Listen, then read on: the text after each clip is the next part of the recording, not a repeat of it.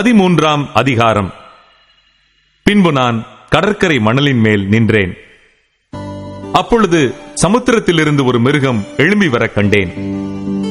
அதற்கு 7 தலைகளும் 10 கொம்புகளும் இருந்தன. அதன் கொம்புகளின் மேல் 10 முடிகளும் அதன் தலைகளின் மேல் தூஷணமான நாமமும் இருந்தன. நான் கண்ட மிருகம் சிறுத்தையை போலிருந்தது. அதன் கால்கள் கரடியின் கால்களைப் போலவும் அதன் வாய் சிங்கத்தின் வாயைப் போலவும் இருந்தன. வலு சர்ப்பமானது தன் பலத்தையும் தன் சிங்காசனத்தையும் மிகுந்த அதிகாரத்தையும் அதற்கு கொடுத்தது. அதன் தலைகளில் ஒன்று சாவுக்கேதுவாய் காயப்பட்டிருக்க கண்டேன். ஆனாலும் சாவுக்கேதுவான அந்த காயம் சொஸ்தமாக்கப்பட்டது. பூமியில் உள்ள யாவரும் ஆச்சரியத்தோடே அந்த மிருகத்தை பின்பற்றி அந்த மிருகத்திற்கு அப்படிப்பட்ட அதிகாரம் கொடுத்த வலு சர்ப்பத்தை வணங்கினார்கள். அல்லாமலும் மிருகத்திற்கு ஒப்பானவன் யார், அதனோடே யுத்தம் பண்ணத்தக்கவன் யார் என்று சொல்லி மிருகத்தையும் வணங்கினார்கள். பெருமையானவைகளையும் தூஷணங்களையும் பேசும் வாய் அதற்கு கொடுக்கப்பட்டது. அல்லாமலும் 42 மாதம் யுத்தம் பண்ண அதற்கு அதிகாரம் கொடுக்கப்பட்டது. அது தேவனை தூஷிக்கும்படி தன் வாயை திறந்து அவருடைய நாமத்தையும் அவருடைய வாசஸ்தலத்தையும் பரலோகத்தில் வாசமாயிருக்கிறவர்களையும் தூஷித்தது.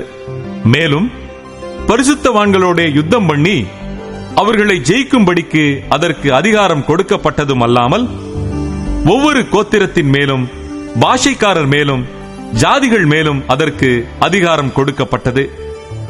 உலக தோற்றம் முதல் அடிக்கப்பட்ட ஆட்டுக்குட்டியினுடைய ஜீவ புஸ்தகத்தில் பேர் எழுதப்பட்டிராத பூமியின் குடிகள் யாவரும் அதை வணங்குவார்கள். காதுள்ளவனவனோ அவன் கேட்க கடவன்.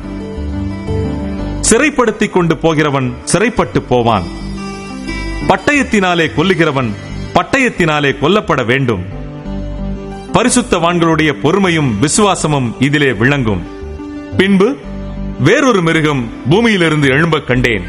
அது ஒரு ஆட்டுக்குட்டிக்கு ஒப்பாக 2 கொம்புகளை உடையதாயிருந்து வலு சர்ப்பத்தை போல பேசினது.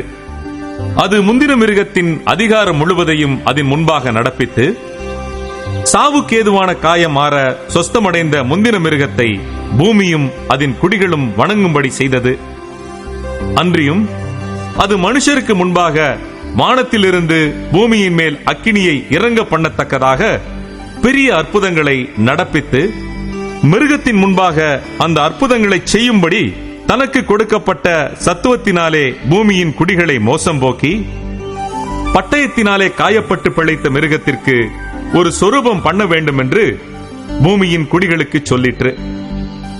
மேலும் அம்மிருகத்தின் சொரூபம் பேசத்தக்கதாகவும் மிருகத்தின் சொரூபத்தை வணங்காத யாவரையும் கொலை செய்யத்தக்கதாகவும் மிருகத்தின் சொரூபத்திற்கு ஆவியை கொடுக்கும்படி அதற்கு சத்துவம் கொடுக்கப்பட்டது. அது சிறியோர் பெரியோர் ஐஸ்வர்யவான்கள் தரித்திரர் சுயாதீனர் அடிமைகள் இவர்கள் யாவரும் தங்கள் தங்கள் வலது கைகளிலாவது நெற்றிகளிலாவது ஒரு முத்திரையை பெறும்படிக்கும் அந்த மிருகத்தின் முத்திரையாவது அதன் நாமத்தையாவது அதன் நாமத்தின் இலக்கத்தையாவது தரித்துக் கொள்ளுகிறவன் தவிர வேறொருவனும் கொள்ளவும் விற்கவும் கூடாதபடிக்கும் செய்தது. இதிலே ஞானம் விளங்கும். அந்த மிருகத்தின் இலக்கத்தை புத்தியுடையவன் கணக்கு பார்க்க கடவன். அது மனுஷனுடைய இலக்கமாயிருக்கிறது. அதனுடைய இலக்கம் 666.